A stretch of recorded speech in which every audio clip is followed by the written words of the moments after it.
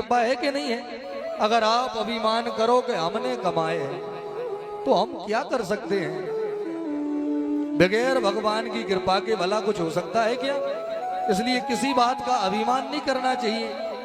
हम जिस राधा नाम को गा रहे हैं, हम जिन प्रभु के गुणों को गा रहे हैं, अगर इन गुणों को गाना बंद कर देना मेरे भाई, तो कोई एक गिलास पानी के भी पूछने वाला नहीं है।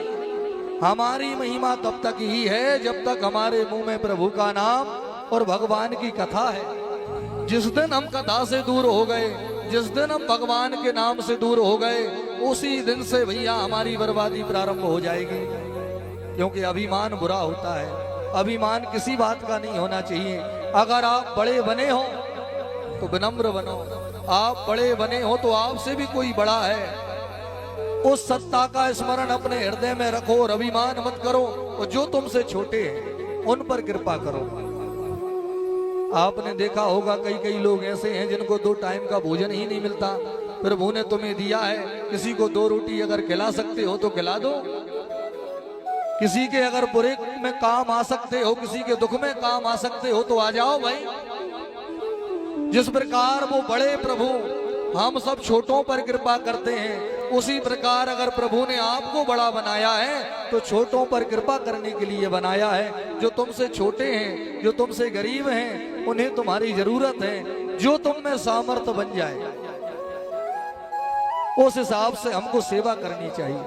गरीब बेटियों के विवाह में सेवा कर दो, गरीबों के इलाज में सेवा कर दो, गरीब बच्चों की पढ़ाई लिखाई करा दो, गौ सेवा कर दो। जिस योग्य हम हों, हमें अपने अपने सामर्थ्य के अनुसार संसार में समाज की, धर्म की सेवा जरूर ही करनी चाहिए। और एक निवेदन करें, अपना पेट तो जानवर भी भर लेते हैं, भरते हैं कि नहीं? एक जानवर होता है, उसका भी परिवार होता है, जानवर की भी पत्नी होती है, बच्चे होते हैं। तो एक जानवर भी अपने परिवार का पोषण कर देता है, अपनी पत्नी बच्चों को भोजन करा देता है। जानवर भी अपने बच्चों को पेट भरने की कला सिखा देता है। अगर तुम भी केवल अपना और अपने परिवार का ही पेट भर पा रहे हो मेरे भाई, तो हम में और उनमें क्या अंतर है बताओ? अगर हम मनुष्य हैं तो यहाँ केवल खुद का पेट भरने, केवल खुद का पोषण करने नहीं आए, यहाँ हम समाज की सेवा करने के लिए आए हैं। अगर आपको भगवान ने सेवा करने योग्य बनाया है तो सेवा करो मेरे भाई। दुनिया में 2 प्रकार के लोग हैं, एक होते हैं देने वाले और एक होते हैं मांगने वाले। तो आपको भगवान ने मांगने वाला बनाया है कि देने वाला बनाया है, पहले तो ये निर्णय करो। अगर आप देने लायक हो, सामर्थ्य है आपके भीतर, तो भैया अपना सहयोग दे करके हमें जरूर धर्म की सेवा करनी चाहिए। गोपी गीत को सुन करके भगवान मानो बरबस ही गोपियों के पास में खिंचे चले आ रहे हो।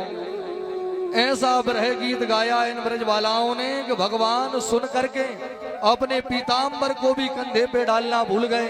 पीतांबर को हाथ में लेकर के भगवान दौड़े दौड़े चले आ रहे हैं। और सुखदेव कह रहे हैं, राजन तासा माभिर बिच्छोरी श्यामनानुमुखाम्बुजा पीतांबर धरः सृग भी साक्षान मन मथा। गोपियों की इस विकलता को देख करके प्रभु तुरंत ब्रज गोपियों के बीचों बीच में प्रकट हो गए।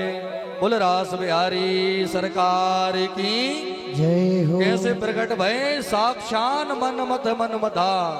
इतने सुंदर कि आज हमारे मनमत कामदेव के मन को भी भगवान ने मथ दिया और हमारे मध्य में भी रास बिहारी सरकार पधार चुके हैं। आप भगवान जब गोपियों के बीच में आए ना, तो गोपियों ने कहा, कन्हैया अपने भक्तों को इतना रुलाते क्यों हो, तड़पाते क्यों हो? कन्हैया ने कहा, देवियों मैं तुम्हारे प्रेम की परीक्षा कर रहा था कि तुम जो मुझसे प्रेम करती हो वो सच्चा है कि झूठा है। अगर झूठा होता हम तुम्हें छोड़ के गए, तुम भी हमें छोड़ के चली जाती। लेकिन आपने मरना तो स्वीकार किया, लेकिन घर जाना स्वीकार नहीं किया। इसका अर्थ है कि तुम्हारा प्रेम सच्चा है। अब मैं तुम्हें वास्तविक रास में शामिल करूंगा, तब जाकर के भक्त तो भोलेनाथ ने कहा हमको गोपी बनाओ। तो भोलेनाथ ने कहा हमको गोपी बनाओ। मैया ने कहा आपको कैसे गोपी बनाए बाबा, आपको कितना भी सजा दें, कितना भी सवार लें, आपके गले में पड़ा हुआ ये काला सांप तो दूर से ही दिखाई पड़ जाएगा। कानों में पड़े हुए ये बिच्छुओं के कुंडल ये छिपाए नहीं छिपेंगे। मान लो बाबा हमने आपको गोपी बना भी दी, नहीं छिपेंगे। मान लो बाबा हमने आपको गोपी बना भी दिया, तो आपकी जटाओं में तो गंगा जी का वास है। और कहीं नाचते नाचते